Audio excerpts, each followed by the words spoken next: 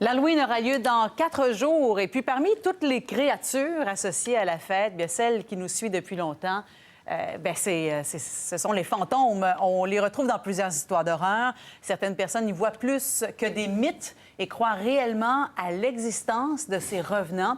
Eh bien, c'est l'objet de notre chronique science avec Renaud Manouguera-Gagné. Bonjour, Renaud. Bonjour. Et vous avez sorti des études très sérieuses pour nous en parler ce matin. Oui, je voulais profiter de l'Halloween pour en parler parce que c'est vrai que le reste du temps, ça fait pas très sérieux. Mais il y a quand même un certain nombre de personnes qui croient sincèrement en ces genres de phénomènes paranormaux-là. Puis il faut se dire que ça nous est tous déjà arrivé au moins une fois que là, on est seul dans une pièce, on fait des choses, puis là, d'un coup, on commence à avoir un sentiment de malaise, on a l'impression qu'on n'est pas nécessairement seul, qu'il y a une autre présence avec nous. Puis là, notre imagination embarque, puis on se met à avoir peur.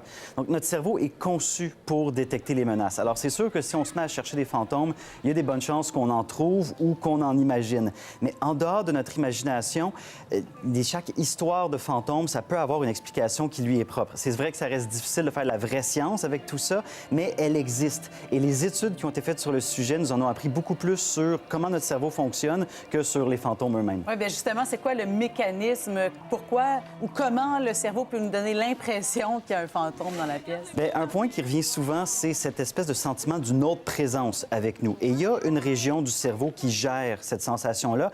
Elle s'appelle le lobe pariétal et elle sert, entre autres, au phénomène qu'on appelle la proprioception. Ça, c'est la capacité de ressentir sa propre présence à l'endroit où on est. C'est ça qui fait que j'ai pas besoin de regarder mes jambes en ce moment pour savoir où est-ce qu'elles sont ou que je peux pas me chatouiller moi-même parce que je sais que c'est mes bras qui me touchent.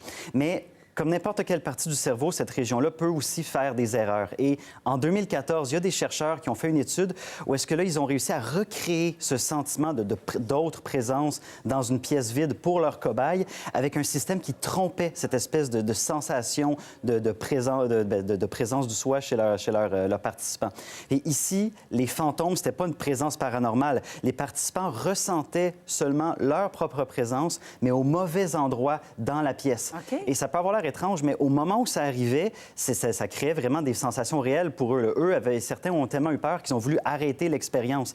Après coup, ils se sont fait expliquer, puis tout le monde trouvait ça drôle. Mais ce qui est intéressant avec cette étude-là, c'est que les chercheurs ont montré que cette région du cerveau pouvait être affectée par d'autres choses de la vie quotidienne. Donc, des émotions intenses, un stress, la fatigue, tout ça, ça peut jouer sur cette perception-là et être à la source de cette sensation de présence qui pouvait des fois arriver chez des personnes. OK. Et puis, les personnes qui disent vraiment avoir vu un fantôme, c'est dû à quoi? Bien, ça, c'est possible. C'est sûr qu'il y a plusieurs possibilités, mais les personnes qui croient sincèrement en avoir vu, ça peut arriver. Par exemple, imaginez, vous êtes en plein milieu de la nuit, vous vous réveillez et là, vous n'êtes pas capable de bouger. Puis à côté de vous, il y a une grande créature vraiment terrifiante. Vous n'avez pas vu ça, vous l'avez jamais vu de votre vie. Elle essaie de s'en prendre à vous, puis là, tout d'un coup, elle disparaît et vous reprenez contrôle de votre corps à ce moment-là.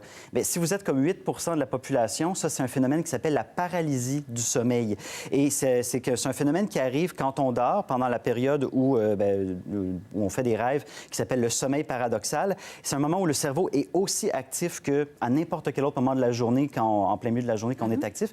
La différence, c'est que toutes les connexions, tous les signaux qui sont censés se rendre à nos bras, à nos jambes, eux, vont pas se rendre là. Ils vont être bloqués. C'est pour nous éviter de bouger pendant notre sommeil.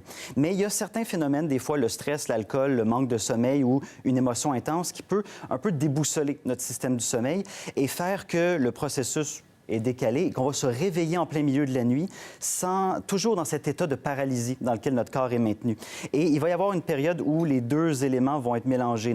Nos rêves vont suivre notre personne dans la réalité. On va commencer à voir ce qu'on voyait dans nos rêves dans la pièce autour de nous. Et c'est un phénomène temporaire, mais qui peut être vraiment effrayant pour les personnes qui le vivent. C'est ce qui arrive aux enfants, Ça peut arriver aux enfants, ça peut arriver aux adultes aussi. Ça peut arriver à plusieurs personnes dans notre vie. Il y a plusieurs raisons pour ça, mais c'est un phénomène qui existe et qui peut expliquer en partie les fantômes qu'on peut voir. Et ceux qui croient en voir éveillés? Ça, il peut y avoir beaucoup d'explications différentes pour celle-là. Une qui revient souvent, ça vient de nos appareils électroniques. Il y a certains appareils qui peuvent volontairement ou accidentellement émettre des bruits à des fréquences inaudibles pour notre oreille. On ne les entendra pas. Mais dans le cas de fréquences très basses, on appelle ça des infrasons. Mais c'est pas parce qu'on les entend pas que ces sons-là n'existent pas. Et ces ondes-là vont se déplacer dans l'air un peu comme des vagues à la surface de l'eau.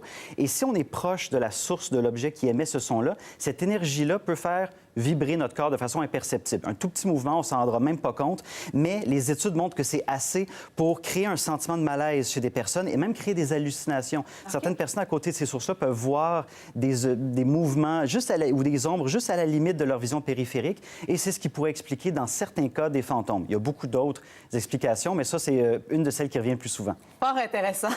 Et merci beaucoup de vous être prêté au jeu ce matin. Ça m'a fait Merci, plaisir. Renaud.